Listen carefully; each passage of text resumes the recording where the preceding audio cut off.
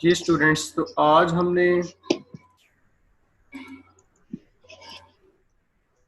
ये exercise 3.1 solve करनी है। इसके रिलेटेड थ्योरी हम पहले से देख चुके हैं। तो पहले क्वेश्चन से स्टार्ट करते हैं। ये आपको नजर आ रहा है क्वेश्चन नंबर 1। इसमें ये लिखा हुआ है if A matrix is equal to this, B matrix is this, then show that. ये आपने प्रूव करना है। 4a minus 3a equals a। यहाँ पर a ऊपर वाला दिया गया मैट्रिक्स है। पहले पार्ट में ये करेंगे। तो इसको हमने स्टार्ट कैसे लेना है कि सबसे पहले हम लेफ्ट हैंड साइड पकड़ेंगे।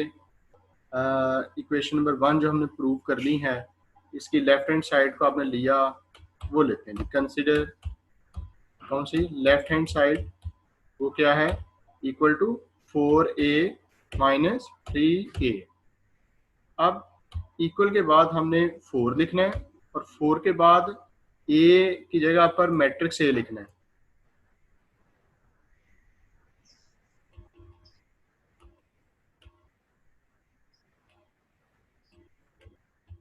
-4, इसके बाद क्या आएगा, मैट्रिक्स ए। मैट्रिक्स ए क्या था, 2 3 1 5। इसके बाद माइनस है, माइनस के बाद क्या है, 3 इंटू ए की जगह पे क्या आएगा, मैट्रिक्स 2 3 1 5। इसके बाद अगर हम इसको फर्दर सॉल्व करें तो अगेन हमने ये लिख ली है लेफ्ट हैंड साइड।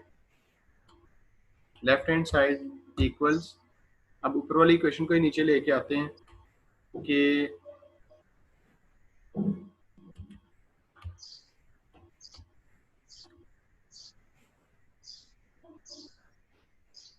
हाँ जी, ये जो 4 है अंदर वाले तमाम नंबरों से मल्टीप्लाई हुआ, 4 इंटू 2 8 बन गए। इसी तरह से ये 4 3 जार 12 और 4 1 जार 4, 4 5 जार 20 और देन ये 3 से मल्टीप्लाई हुआ। अब नेक्स्ट स्टेप में हम क्या करेंगे कि इन दो मैट्रिक्स को सब्ट्रैक्ट करेंगे। तो ये आपके सामने left hand side minus equals, हाँ जी, 8 माइनस 6, 12 माइनस 9 और इस तरह से 4 माइनस 3 और 15 माइनस 20 माइनस 15। फर्दर ये किसके इक्वल होगा, आप सब्ट्रैक्शन के बाद देखें, 8 माइनस 6 2 और ये 3 1 5 इसके इक्वल आ जाएंगे। ठीक है, तो ये ठीक हो आप गया। इसको फर्दर अगर हम देखें, ये जो रिजल्ट आया है, क्या ये तो मैट्रिक्स ये ए के बराबर नहीं आया। ये जो लास्ट पे आया है जी 2 सर, 3 1 5, ये दरअसल आपका मैट्रिक्स ए है। तो इट मीन्स कि ये जो आपने लेफ्ट हैंड साइड ली है वो इस राइट साइड के इक्वल आ गई है। This is equal to right hand side. और हम कहेंगे कि हमने ये क्वेश्चन सॉल्व कर लिया है, इसको प्रूव कर लिया है। नेक्स्ट जो इसका बी पार्ट है उसको देखते हैं। यहाँ पर भी जो ऊपर वाले ही दो मैट्रिक्स यूज किए जाएंगे और आपने इसकी लेफ्ट हैंड साइड को लेना है, इसी तरह से इसकी राइट साइड को लेना है और दोनों के आंसर चेक करते हैं। Let's start with the left hand side. तो ये आपने कंसिडर कर ली है लेफ्ट हैंड साइड, जो कि क्या है, 3b माइनस 3a इक्वल्स। अब 3 के बाद मैट्रिक्स b लिखेंगे और -3 के बाद मैट्रिक्स a लिखेंगे।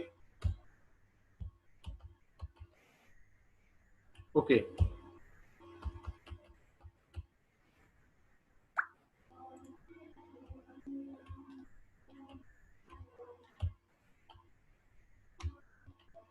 ये जो लेफ्ट हैंड साइड है इसका हमने फर्दर, ये 3 अंदर वाले नंबरों से मल्टीप्लाई होगा और ये आ जाएगा 3 21 18 12 15 एक्सेट्रा।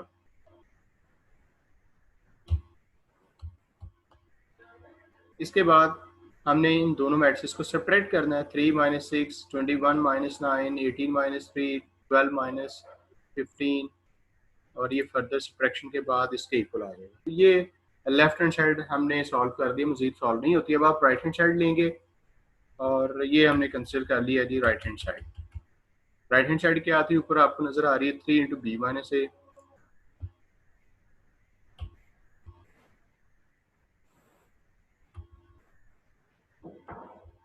बी माइनस, आप 3 ब्रैकेट लगाएंगे और ब्रैकेट के अंदर मैट्रिक्स बी लिखेंगे, फिर मैट्रिक्स ए लिखेंगे। अब नेक्स्ट स्टेप में क्या होगा कि हमने राइट हैंड साइड को फर्दर लिखना है इक्वल टू, अब ये जो ब्रैकेट के अंदर मैट्रिसेस हैं इनको माइनस करना है, 1 माइनस 2, 7 माइनस 3, 6 माइनस 1 और 4 माइनस 5, और इक्वल लगा के आगे 3 लिखेंगे और सब्ट्रैक्शन के बाद रिजल्ट है वो लिख देंगे -1 4 5 -1। ठीक है, और इस 3 को फर्दर मल्टीप्लाई करेंगे अंदर वाली तमाम रकमों से।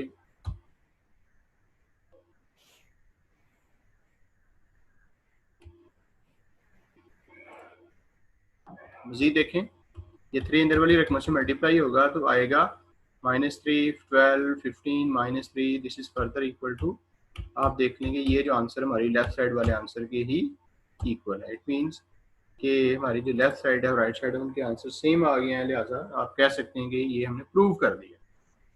ओके, बढ़ते हैं जी अगले सेकंड क्वेश्चन की तरफ। ये इजी है, आप इसको आसानी से देख सकते हैं। अब नेक्स्ट जो हमारे पास क्वेश्चन है इसमें आपको नजर आ रहा है कि मैट्रिक्स ए है, इसके अंदर अयोटा 0 1 माइनस अयोटा है। अयोटा आप जानते हैं ये -1 का स्क्वायर रूट इसके इक्वल होता है। फिर आपने प्रूव करना है कि A square is equal to I2। अब I2 क्या होता है? इयोटा के बारे में बता दें। हाँ जी, मैं आपको बता रहा हूँ।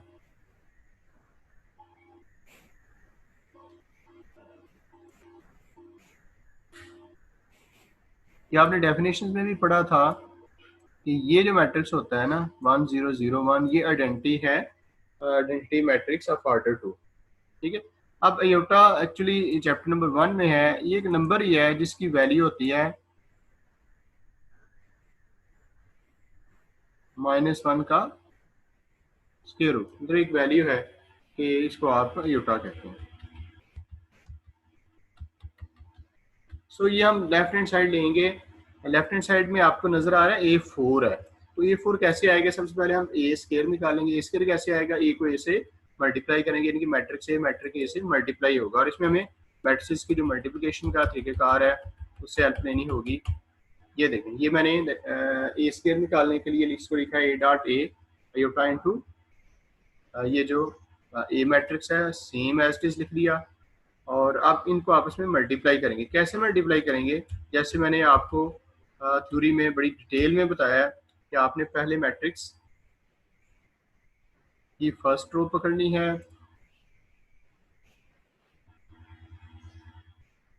ये, और दूसरे मैट्रिक्स का फर्स्ट कॉलम पकड़ना है, और रो के फर्स्ट एलिमेंट को कॉलम के फर्स्ट एलिमेंट से, और इस तरह से रो के सेकंड एलिमेंट को कॉलम के फर्स्ट एलिमेंट से मल्टीप्लाई करना है, और दरमियान में प्लस लगाना है।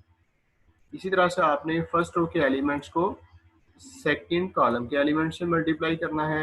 यहाँ पे फर्स्ट रो का एलिमेंट कॉलम के फर्स्ट एलिमेंट से मल्टीप्लाई होगा, iota into 0 0 into minus iota. इसके बाद जब आप सेकंड रो के लिए जाएंगे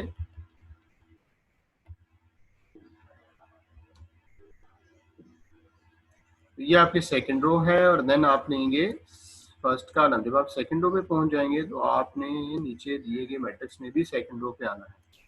तो अब आप देखें, इस रो का फर्स्ट एलिमेंट कॉलम के फर्स्ट एलिमेंट से मल्टीप्लाई हो रहा है, प्लस इस रो का सेकंड एलिमेंट कॉलम के सेकंड एलिमेंट से मल्टीप्लाई हो रहा है। इसी तरह से आपने सेकंड रो और सेकंड कॉलम को भी इसी तरह से मल्टीप्लाई कर देना है। ठीक है, अब आगे देखते हैं, इसको सिंप्लीफाई करते हैं। ये जो अंदर वाली वैल्यूज हैं ये iota into iota, iota square बन गया।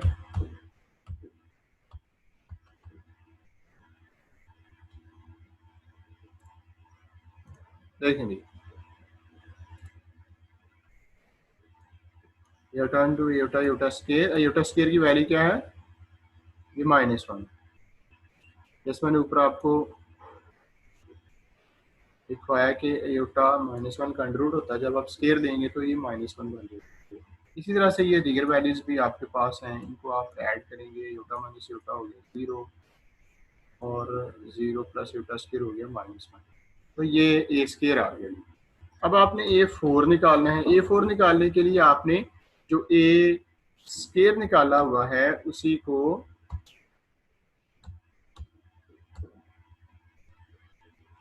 आप फर्दर ए स्क्वायर को ए स्क्वायर से ही मल्टीप्लाई कर देंगे। ये जो आपने ऊपर ही अभी अभी ए स्क्वायर निकाला है वो लिखा, फिर ये दूसरा ए स्क्वायर सेम। तो आपने इन दो मैट्रिक्स को भी आपस में मल्टीप्लाई करना है। जब आप इस सारे की मल्टीप्लिकेशन करेंगे तो इसके नतीजे में जो आंसर आ रहा है वो आपके सामने है। तो क्या बनता है 1001।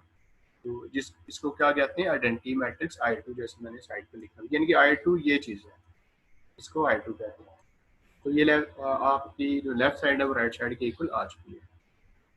इसके बाद हमारे पास ये थर्ड क्वेश्चन है। थर्ड क्वेश्चन आपको नजर आ रहा है, इसमें ये लिखा हुआ है, इसके टू पार्ट्स हैं।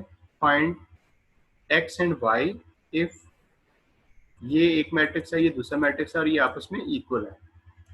तो थ्योरी में आपने ये पढ़ा होगा कि जब दो मैट्रिक्स आपस में इक्वल होते हैं तो उनके जो आमने सामने वाले कॉरस्पॉन्डिंग एलिमेंट्स होते हैं वो भी आपस में इक्वल होते हैं। तो हमने करना क्या है कि चूंकि ये दोनों मैट्रिक्स इक्वल हैं, लिहाजा आप इसके पहले एलिमेंट यानी कि x+3 को इस मैट्रिक्स के पहले एलिमेंट 2 से इक्वेट कर देंगे, इसके इक्वल लिख देंगे, और इस तरह से दीगर एलिमेंट्स को भी और x और y की वैल्यूज फाइंड करेंगे। ठीक है, ये लिखा हुआ है as equal matrix have same corresponding elements. Equal matrix में ऐसा ही होता है। फिर आपने ये इसका पहला एलिमेंट पकड़ा x+3, उसको 2 के इक्वल लिख दिया है। तो ये लिखा हुआ है। जब आपने x+3 को 2 के इक्वल लिखा है तो फर्दर 3 को आप दूसरी साइड पर ले जाएंगे तो x की वैल्यू आ जाएगी 2 - 3 विच इज -1। ये x की वैल्यू आ गई। अब आप इसके इस चौथे एलिमेंट को इसके चौथे एलिमेंट 2 के इक्वल लिखें, ये लिख लिया।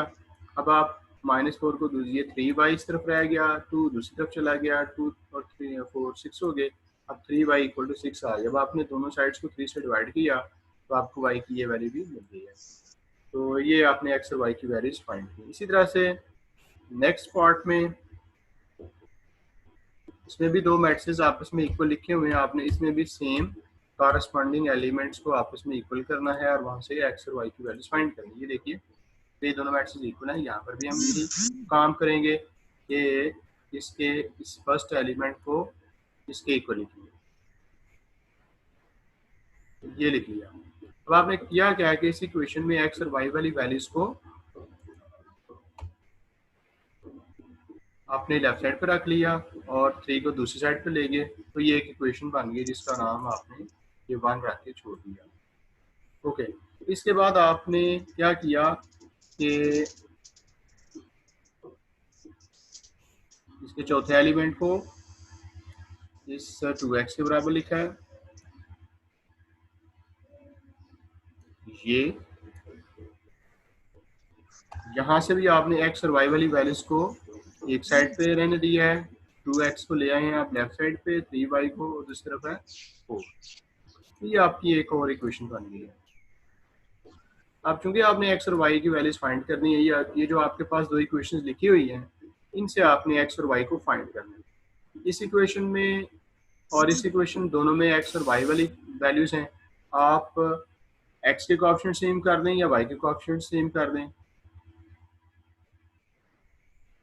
तो इसमें आपको x का कोएफिशिएंट 1 नजर आ रहा है, इसमें 2 है। तो आप क्या करें, इक्वेशन नंबर 1 को -2 से मल्टीप्लाई कर दें। ठीक है, ये मैंने इक्वेशन नंबर 1 को -2 से मल्टीप्लाई किया, जिससे ये इक्वेशन नंबर 1 बन गई -2x + 2y = 6। अब आपके पास ये इक्वेशन 2 और 3 जो हैं, क्योंकि एक में एक x का कोएफिशिएंट 2x है, यहाँ पे -2 है, इन दोनों को आप ऐड करेंगे तो ये लेफ्ट साइड में ऐड हो रही है और राइट साइड में ऐड हो रही है। तो ये 2x -2x से कैंसिल हो जाएगा और ये मैंने यहाँ से कैंसिल कर दी, ब्रैकेट्स ओपन की हैं। अब लेफ्ट साइड में -3y और +2y का आंसर होगा -y और राइट साइड पे है 2, तो y की वैल्यू निकालनी है, माइनस से दोनों साइडों को डिवाइड कर दें तो y मिल गया आपको। जब आपके पास y की वैल्यू आ गई है तो आपने y की ये वाली वैल्यू y = -2 इक्वेशन नंबर 1 में इसमें पुट करनी है। ये इक्वेशन नंबर 1 लिख ली गई, इसमें आपने ब्रैकेट के अंदर y की वैल्यू लिख दी -2 और = -3। अब x + 2 = -3 और 2 दूसरी तरफ चला जाएगा और x की वैल्यू आ जाएगी -5। तो यूँ आपने यहाँ से दूसरी वैल्यू भी फाइंड करें। इसके बाद नेक्स्ट हमारे पास क्वेश्चन है, यहाँ पर भी ए मैट्रिक्स है, बी मैट्रिक्स है, और ये कहा गया है कि ये फाइंड करो, 4a माइनस बी भी फाइंड करो, और उसके बाद सेकंड पार्ट में ये फाइंड करो। तो देखो ये हम डायरेक्टली कैलकुलेट कर सकते हैं। हम लिखेंगे इसको 4a माइनस 3b, और ए और बी की जगह पर मैट्रिक्स ए और बी वगैरह लगा देंगे।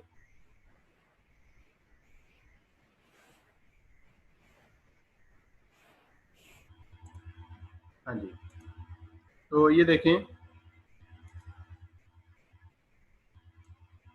4a माइनस 3b कैलकुलेट करना है, तो क्या लिखेंगे 4, और उसके बाद ये मैट्रिक्स ए लिखा है, इसके बाद ये वाला -3 लिखा, ये, और उसके बाद आपने मैट्रिक्स ये बी लिख दिया। अब करेंगे क्या कि ये जो 4 है,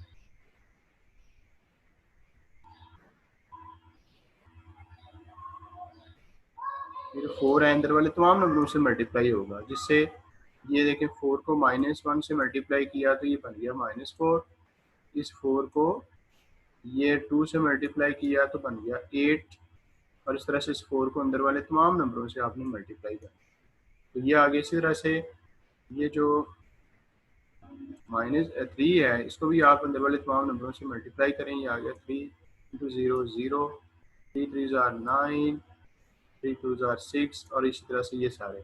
अब आपने क्या करना है कि ये जो दो दिए गए मैट्रिक्स हैं इनको सब्ट्रैक्ट करना,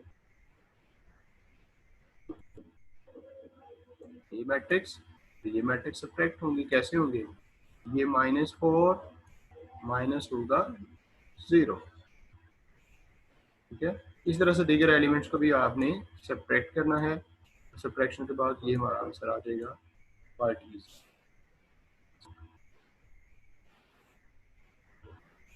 नेक्स्ट पार्ट है सेकंड, इसमें भी हमने ये एक्सप्रेशन कैलकुलेट करना है।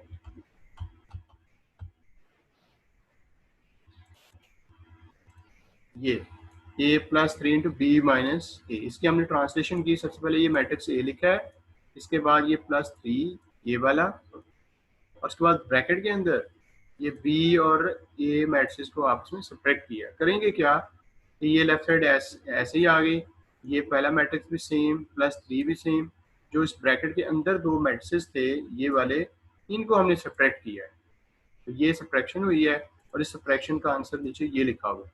अब आपने नेक्स्ट टर्म में क्या करना है कि इस 3 को अंदर वाले मैट्रिक्स के तमाम एलिमेंट से मल्टीप्लाई करना, तो ये 3 अंदर वाले तमाम एलिमेंट से मल्टीप्लाई हो गया। अब आखिर में आपने इन दो मैट्रिक्स को ऐड करना है, क्वाइट इजी टू ऐड, ये ऐड करके इसका आंसर ये हमें निकाल देंगे। सिमिलरली यहाँ पे हमारे पास क्वेश्चन नंबर 5 है, इसमें देखें उसने अगेन ये बोला हुआ है कि आप x और y की वैल्यूज फाइंड करें।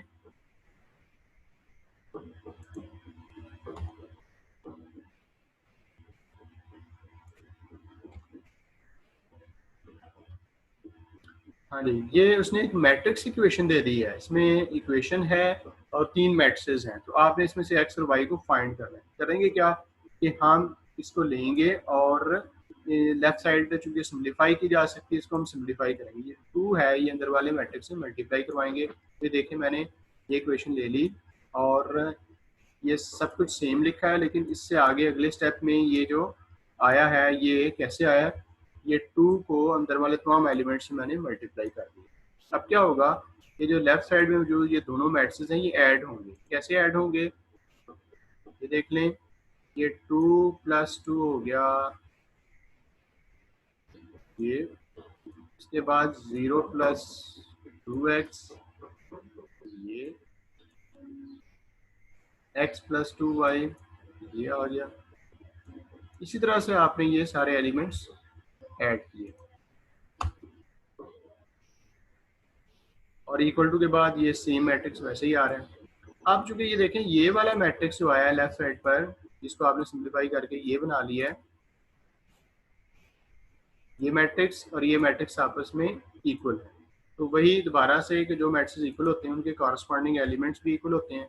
तो हमने करना क्या है कि इन दोनों मैट्रिक्स के कॉरस्पॉन्डिंग एलिमेंट्स को आपस में इक्वल लिखना है। जैसे कि ये जो एलिमेंट है 2x